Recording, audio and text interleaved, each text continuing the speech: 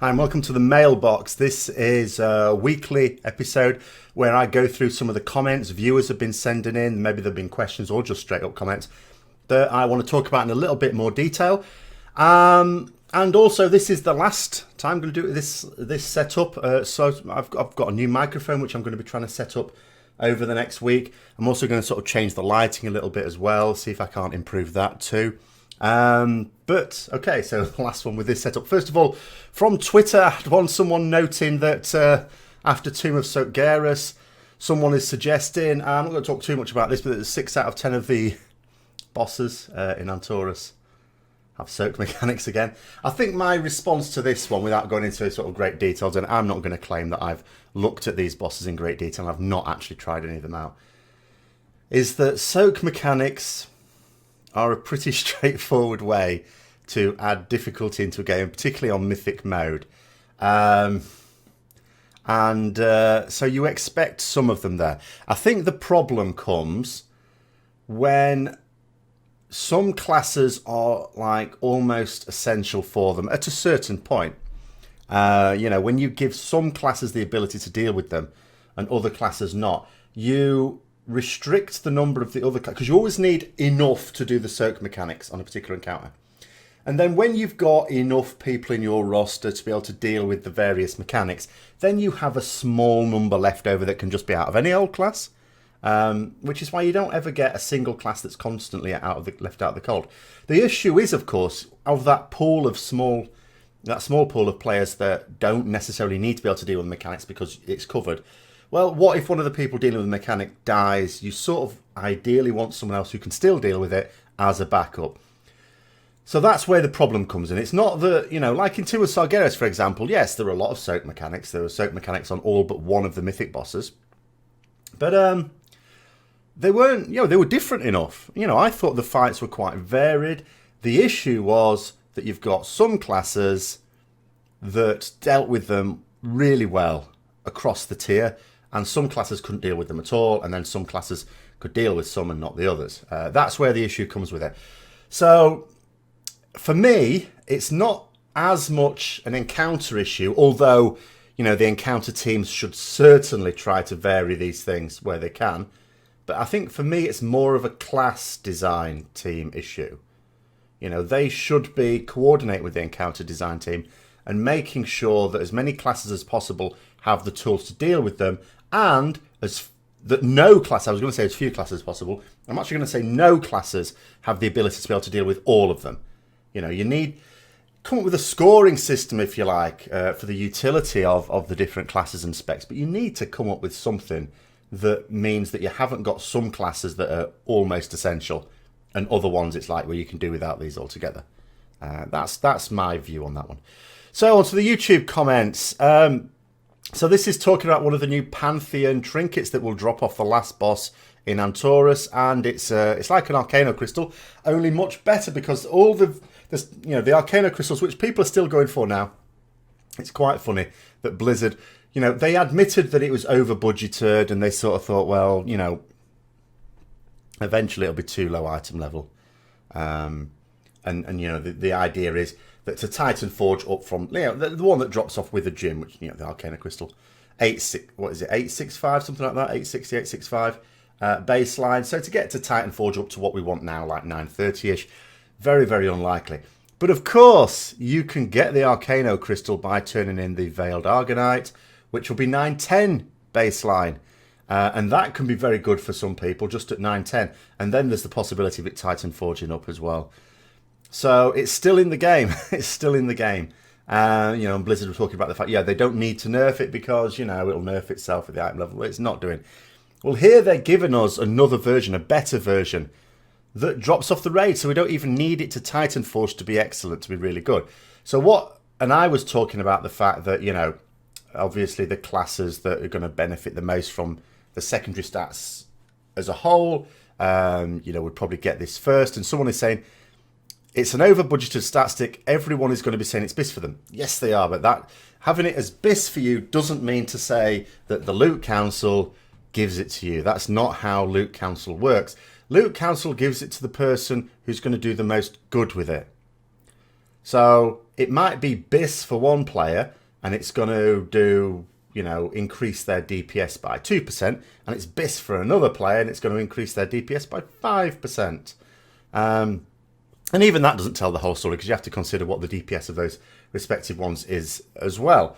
But yeah, so although it may be BIS for everyone, the ones that are going to get the most benefit of it are ones who get a lot of benefit from all secondary stats, as opposed to some classes that get quite a lot of benefit from some secondary stats, and other secondary stats are almost worthless. It's like, we don't want this at all.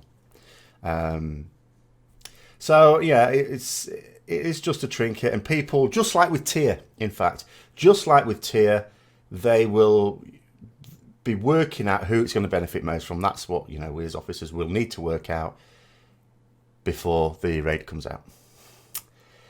Next one. So this is talking about, doing videos on things that we'd rather were different. Someone sort of saying, what is the point of caring if you can't change it? I think this was related to the Netherlight Crucible. It's the only thing to complain about at the moment. And I had to respond to this one, that person, sure, can't change this, but people can. Because, and we've seen this time and time again, not just with Blizzard, but in anything. If enough people say, this is not acceptable, then things do change. And that's ultimately the point of it. I mean, sometimes when you're talking about something on YouTube, yes, you're just sort of howling at the moon. But ultimately, if enough people make it clear to Blizzard on this particular case that we really like this, this is really good, this is really good, this is really good, but this isn't, and it's spoiling the other good bits, and enough people do that regularly enough, then Blizzard can't help but ban it. It's not even, sometimes Blizzard are sort of won over by an argument, but most of the time they've had, because you've got to remember, they've had all these arguments before anyway. They've already had these arguments internally, and they've come to a conclusion which they think is the best one. The flying was a cracking example. It's the perfect example. They decided that flying wasn't going to mean the game anymore. The community, as soon as it was announced, decided something different. And so 2 days later, Blizzard decided on something different. And it's as simple as that. So next one, again, I'm not in favour of the sort of tone of the post, but nonetheless, the blue post is quoting here, we do expect players to make choices and experiment with this system. And never mind the next sentence, but the response here, which I totally agree with, is how do you experiment with an RNG system that you can't reset and try again? And this is exactly right.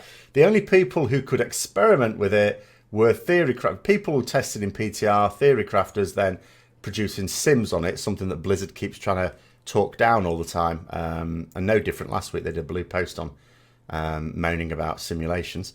But that is the only way to experiment with it. If you can't change it in-game, you can only experiment with a theoretical model. And this is totally true. So it is a bit, I'm not blaming the community manager who wrote the post, by the way, on the Netherlight Crucible. They did exactly what I would do, which is to back up their company's position. And they also did exactly what I would do. Instead of tackling the very toughest questions, the trickiest questions, they tackle the silliest ones. But you should, when you're making a post like this, I think probably consider the words and make sure that they are exactly what you intend. So to say that you expect players to experiment with the system, you have to make it possible to experiment with the system, which at the moment you don't. So let's say me, for example. So I have, and I'm not normal with this regard. I'm not an average player with regards to this. But I've got, what have I got? Can't remember now. Oh, a 930, a 940, and a 945 relic. It's not a great deal of experimentation. Going to go ahead with that. It's, 930 is the baseline of relics that drop in Tomb. So I can only get an equal item level. And then it opens up to you try and work out who's going to get the most potential benefit. So my relics, for example, are the traits on them are bog standard. If I were to be given a 930 relic, the chances of it being an upgrade in any slot are less than 50%. Some higher than others, but less than 50%. So if there's anyone in the raid for whom it would be more than 50%, you'd give it to them every time.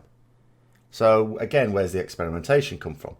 There is some experimentation if, of course, you're a character that is getting their relics effectively from Veiled Argonite. You know, and you're getting mostly 910s, maybe the odd 915. If you're really lucky, something higher, but generally 910s, 915. Then, of course, you can experiment to a certain extent, but it would be a bit of a bugger, wouldn't it?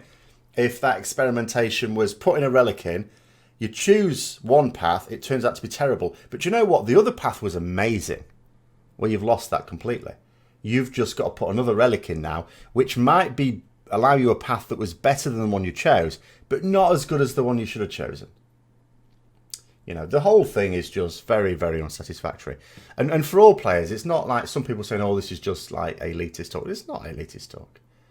This is affecting everyone who actually wants to play with it. Apart from, and I had one response saying, do you know what? I don't need it. I can't be bothered. I'm just going to get my +5 item levels on each relic and not even bother farming for the AP. That is actually the only person that is totally unaffected by this, and good luck to them. Because, yeah, they are the only people not at all bothered by this system. Next little comment, slightly lower one. It says, what if N'Zoth gets free and kills Cthulhu and Yogg-Saron while they're trapped? After all, the old gods were trying to kill each other before. They wouldn't have been doing that if they thought it would kill them. So perhaps they know how to kill one another, possibly. We don't really know very much about that. It says that would fit with how N'Zoth is going to be the ultimate victor over the other old gods.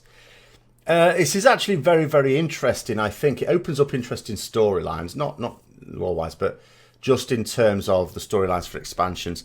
If different old gods factions were in opposition to each other, because that could create situations where, you know, the enemy of my enemy is my friend, and maybe you align yourself with some factions to try and defeat another, and it's like constantly aiding like the underdog to defeat the one that would otherwise be too powerful.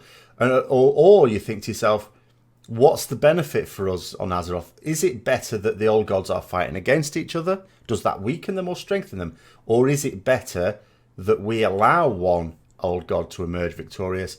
Does that reduce the effective enemy, or does it make it stronger? I don't know. But it certainly opens up interesting storylines if they decide to pursue old gods infighting, civil war amongst the old gods, basically. So I would be very, very interested if something like that emerged. I still have an inkling, and of course, every week I talk about this now, we're getting another week closer to finding out something about it. I know that we're only really going to be teased at BlizzCon, but they do tend to give a decent amount of information. Obviously, there's two types of information that's going to come out of BlizzCon on the expansion. Storyline and new gameplay features. So in terms of the storyline, I'm not sure they've ever given us a massive amount of information in past ones. But I am still expecting it to be largely N'Zoth and maybe other ones to emerge in later expansions. But of course, we cannot ignore the fact that something is happening on Silithus soon. So who knows? Who knows? Next one, about Netherlight Crucible. But this is one I want to talk about secondary stats in general. It says they totally missed the legitimate argument that relics that used to be upgrades without the Crucible can now be downgrades with it. And this, for me, again, it's with... This is less of an issue for, say, like more serious players, because we will tend to simulate things. This is an issue for casual players who don't even know about Sims, who don't go online to look at guides or anything like that. The big issue is that if you're in, let's say you're a casual player, it doesn't matter whether you're a new player or been playing for a while, but you've never looked for any guides or anything like that. You just play the game. Much as I do with other games that I play, like, for example, Elder Scrolls Online. I've not really looked up guides or anything like that. I just play it. So what do you do when you're deciding which piece of gear is better? You go with item level. Why wouldn't you go with item level? It's in the game. The designers have put it in the game as a way of steering you towards upgrades. So, of course, if you've got a 910 piece of gear and you then get a 915 for the same slot, must be better. You might be able to understand the potential for set bonuses and things like that to make it better. to have the sort of lower item level. But in general, you understand that the higher item level is going to be better. But of course, it isn't always. In Legion, we had a real problem to begin with necks and rings. Now, that problem's still there, by the way. They improved it. Blizzard like to talk about the fact that they cracked it. They didn't. They improved it, but it's still there. It's still a pretty serious issue. Necks and rings, more than any other piece, can be downgrades, even if the item level is higher, sometimes quite a bit higher. Just not as bad as it was at the start of Legion. I got a ring one time that was 50 item levels above what I had. And it was an upgrade. It was not an upgrade. The annoying thing is it was an upgrade for someone else in the party. But I couldn't give it to them because it was far too high item level for me to be able to pass it along. So, and the same thing is with these relics. So you have a 910 relic, and then you get a 915 of the same slot. Well, you slot it in, don't you? Should you though? Should you though? So again, and that's a situation that was created. I'm not saying that, you know, relic item level potentially being a downgrade sometimes wasn't an issue before, but it makes it much more of an issue now. So it exacerbates the problem. There's been a few problems with Legion. There's been a lot of good stuff, but there's been a few problems with Legion. One of the problems is that item level has been especially unreliable. It's never been a perfect system, but it has been especially unreliable in Legion. And why would you introduce a feature that just makes it worse? That's what I don't get. It's like, this is going to make a problem that we already have worse. Don't get it. Next one, it says at 5 minutes 30. This is when I was doing a video, but I think I was showing some of my stream, playing my rogue in the background. It says your alt bags are the worst. That particular alt bag is pretty tidy compared to bags in general. Here is a picture, and I had to sort of talk about this, but I'll show you. This is a picture of my mains bag. That's what it looks like. And actually, that's not too bad because it's got a few spaces.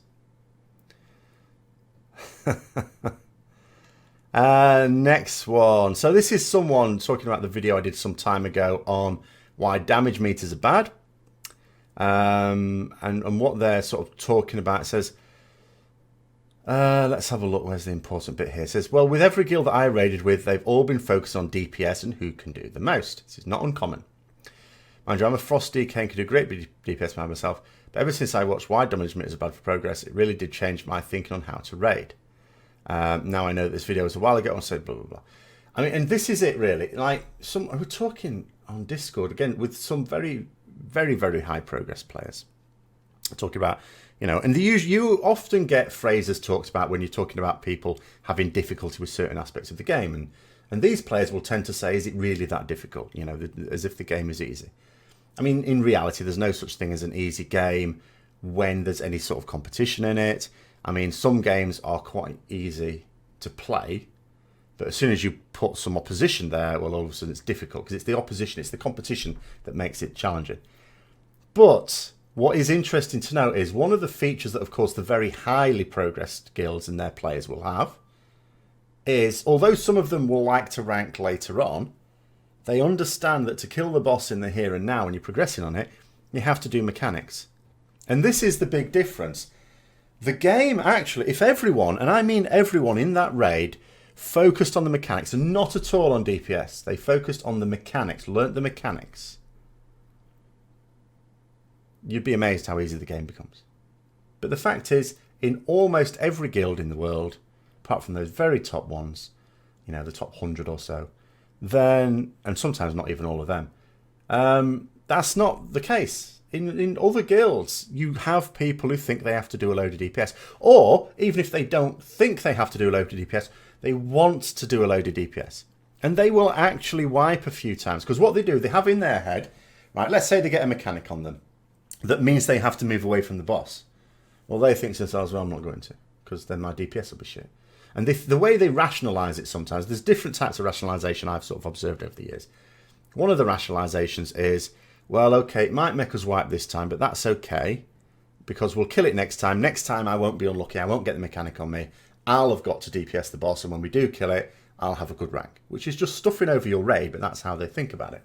And a lot of the time that doesn't happen, because Legion in general, and I think Tomb of Sargeras in particular, has been one that sort of, the imperative is on lots of people doing mechanics, not just a few. It used to be the case that a few assigned people dealt with mechanics. That's how raiding used to be.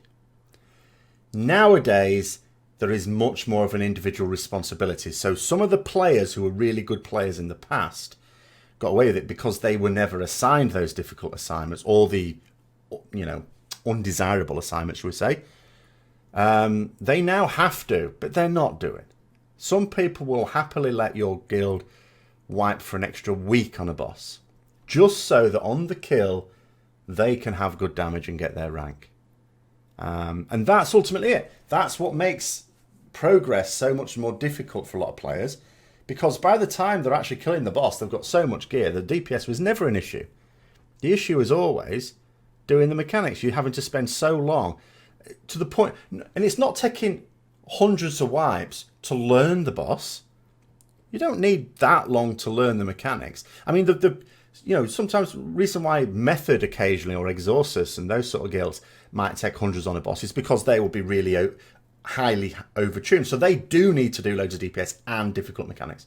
But by the time you get into our sort of level, then no, there is no DPS check anymore. And it's not that people are slow to learn the mechanics either. It's that it's taking them, you're taking all that time for them to get bored of wiping. That's the point at which you kill the boss. When everyone is so bored of wiping, they just think, do you know what, bugger the rank. You're just waiting for enough people to think like that. But the game, yes, if everyone, I absolutely guarantee, if everyone just thought mechanics, deal with the mechanics, you would be amazed how easy the game becomes.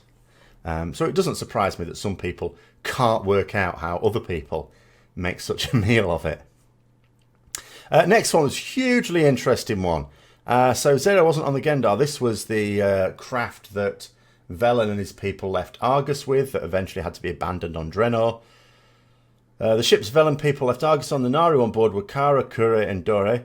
Blah, blah, blah. And this is, you know, I was muddling something up here. And they said it and I mixed up what they were saying. This is actually hugely interesting. I was a bit dim about this, because a lot of the things I've been talking about recently about the Naaru and being a little bit, you know, they're not the kind, they're not doing it to help us, all these things, they're not doing it to help us. It's all part of their plan, and we are just pawns in that plan. And quite a few people, I'm not going to say the majority, but quite a few people were thinking, well, we don't really know this. You know, maybe Zero's just like rogue Naaru. That, you know, because people are saying, I can't imagine Adal being in favour of this.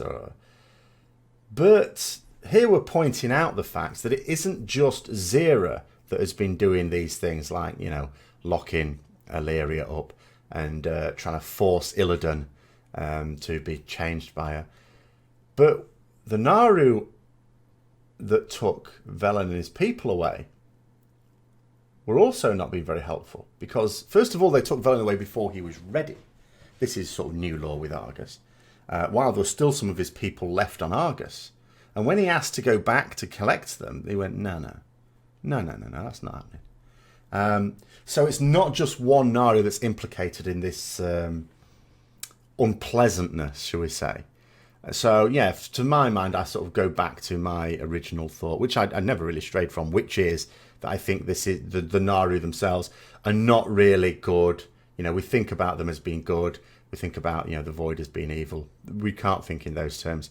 And when it comes down to it, although the Naaru might be more pleasing to us, when it comes down to it, they still expect us to obey. And if we don't obey, they're nice to us while we obey. When we don't obey, well, they're going to force themselves, because they're not just going to go, oh, fair enough, it's your choice. They don't like free will in us any more than anyone else. I am actually going to do a video at some point on some... There are sort of little paradoxes when it comes to the Void and Light that I want to explore. Next one. So, here we go. It says, are you sure you aren't being overly literal and pedantic about Light and Shadow being the only forces because it calls them the most fundamental? First of all, I didn't say they're the only forces. I said they're the most fundamental force and everything else is made up of them. So applying that to real world forces, for example, there are 4 forces in our universe, fundamental forces that is. There's more than 4 forces. But there's 4 fundamental forces. Gravitational, electromagnetic, strong and weak nuclear forces. But there are other forces we talk about. We talk about air resistance, for example. We talk about drag. We talk about friction. You know, there are other forces that we talk about, and we use these terms correctly as well. They are forces. But they're not fundamental forces. They are the results of fundamental forces. And the same thing applies here. So Blizzard identifies effectively 6 forces, cosmic forces if you like, but they say really clearly, first line in the book, light and shadow are the fundamental forces. What that means is, and they went on to say this themselves, you don't have to infer this, that the other forces are combinations of those two, light and shadow, light and void. So the other forces, which are, let me get these right now, arcane, life or nature, whatever you call it, fel and undeath, they are themselves combinations of light and shadow. Maybe in equal parts, maybe not, who knows. That isn't mentioned. But that's what we mean there. So it's not a case of being overly pedantic, and I didn't say there are only 2 forces, I said there are only 2 fundamental forces. When you break that's what fundamental means. You break everything down and that's all that's left, light and shadow. So everything, it's like an element, it's elemental forces. So everything else is made of some mixture of light and shadow, is what I was sort of talking about there. So other people, there was various other comments as well, and someone was talking about, someone who ironically was telling me I was wrong about something, but didn't actually say what I was wrong about. So, oh, you're wrong, you know nothing about the law. And then proceeded to go on a rant about something that was nothing to do with what I was talking about in the video, and they didn't actually point out what they thought I was wrong about. But one thing they said was, you know, and the void is all about death, blah, blah, blah. It's like, no, it's not. You know, death is this combination of light and shadow. Everything is light and shadow. It says that quite clearly. Everything in the universe itself, Warcraft universe, was created by this clash of light and shadow. That's what existed before the cosmos, and that's what the cosmos is made of. And everything in it is some combination. Now, I was wondering, apart from, I suppose, the creatures of the light, so Naaru, creatures of the light, you can sort of argue they're their own thing, and Void Lords and Old Gods, creatures of the void, and therefore they don't necessarily possess any portion of light themselves. And I was pondering, are the Titans maybe, you know, I'm not going to talk about this too much here, but I've talked about it before, are the Titans more aligned with the light than the shadow? But again, you look at it and you sort of think, well, no, they're sort of in that arcane area, aren't they? That order area, which is supposed to be some combination of the two.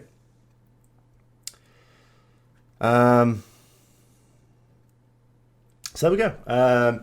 Those are some of the comments from this week. So I do these each week. Don't forget, if you want to ask anything, you can ask it here. You can ask it on any video. Message me directly. Message me on Twitter. Follow me on Twitter as well. If you want to watch me stream, by the way, you can usually ask any old thing during a stream as well. And I sort of advertise my streams on Twitter as well. So follow me on Twitter and you generally get updates for everything. So thanks for watching, and until next time, I'll see you later.